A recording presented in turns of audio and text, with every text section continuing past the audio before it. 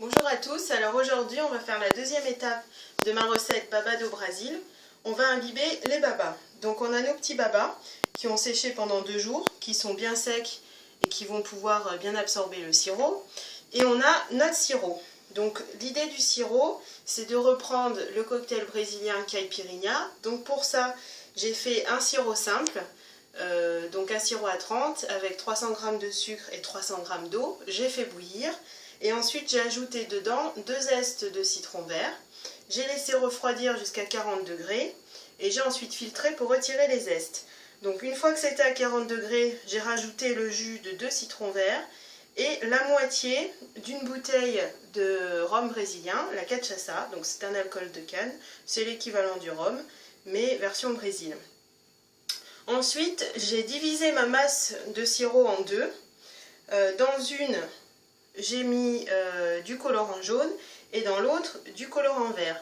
L'idée en fait, ça va être d'imbiber les babas à moitié en jaune et l'autre moitié en vert pour reprendre les deux couleurs du drapeau brésilien. Donc pour imbiber les babas, on prend notre petit baba, on va commencer par le jaune. Donc là, on trempe le baba jusqu'à la moitié dans le sirop. On n'hésite pas à remuer pour que le sirop rentre bien dans la pâte à baba. Donc il faut quand même attendre un petit peu parce que c'est quand même long pour bien imbiber un baba.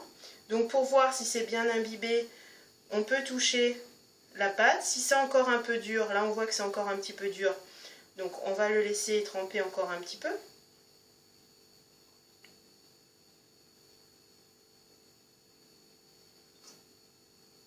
Voilà. Donc là on a une première moitié qui est imbibée dans du jaune. Donc on va pouvoir imbiber l'autre moitié dans le vert.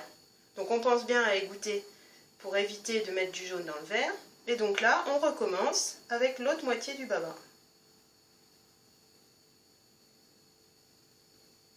Donc vous voyez sur le sirop qui est coloré en vert, il ne faut pas hésiter quand même à mettre du colorant. Parce que étant donné que la pâte à baba est claire et qu'il y a quand même moins de sirop que de pâte, il faut que la couleur ressorte bien.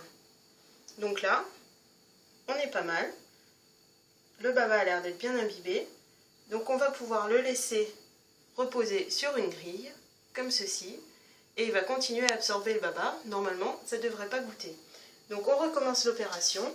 Et demain, on verra ensemble le montage avec notre petite boule de melon d'eau qu'on a colorée dans du curaçao bleu, comme le globe du drapeau brésilien, qu'on viendra poser sur le baba et on finira avec un petit décor en chantilly.